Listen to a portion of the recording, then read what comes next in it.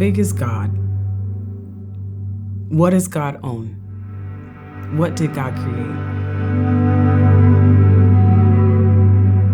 Well, he owns a cattle on 1,000 hills, and the earth and the fullness thereof belongs to him. And this is what he said he wanted to do with this plot of land. And this is what he wanted to do with this group of people's faith.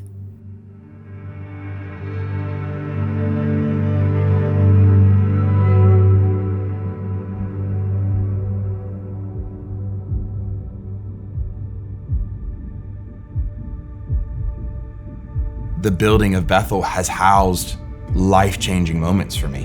And when I look back, I know how this house has transformed my life, not just once, but multiple times. I can walk you around the sanctuary and say, that was where the Lord did this inside of me. This is where this happened inside of me. This is where this person got healed. This is where another person got healed. I can walk you around the sanctuary and tell you different areas. There's something here that has to do with on earth as it is in heaven. I think it's a space of where the impossible becomes possible. The people here have normalized supernatural ministry. And it's not just a single belief system, it's not just Bill or Chris, but it seems like it's now turned into an absolute culture. All believers are now carrying the mantle of what's happening here. I love the culture of love and honor, not just an idea of honor, but an empowerment of people. Just the empowerment of people to dream, to have ideas, encouragement. He put something in my heart and he challenged me. He's like, do you want to be a part of building the legacy? And he's like, do you want to be a part of building my city? And I remember him calling it my city. I feel like what he was trying to explain is that there's something in the land here. A big dream from God right now that I carry in my heart is creating this bridge between what we have here in this house and impacting my people, impacting my nation, not just in Brazil, but all over the earth.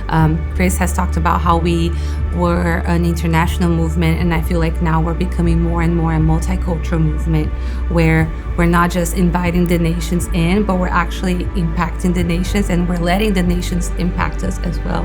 The world needs an active bride. It needs people to pick up the mantle that's on their life and begin to own it, because now is the time. Now is the time. When I think of the bride, I think of diversity. And I think of nations and tongues and different people groups coming together with their own backgrounds and bringing all of who they are to the throne of grace. And that unified voice, that is a thing that rushed out of the upper room in Acts 2 and affected people's hearts when they heard a unified voice proclaiming the name of Jesus, worshiping in the tongues, spread into the streets, and people heard their own culture calling them to the throne. Like, I see the people of God knowing I belong here. Even though I've just gotten here, I belong here. Bethel in tiny Redding, California has a lot to say, and I think there's something on this house, resting in apostolic grace on this house, to impart to the nations and to give people bread that they're hungry for. But that bread is the word of life. It's Jesus. It's the glory of God to conceal a matter, and it's the glory of kings to search it out. And Redding is going to become a place where people come to search out matters with God.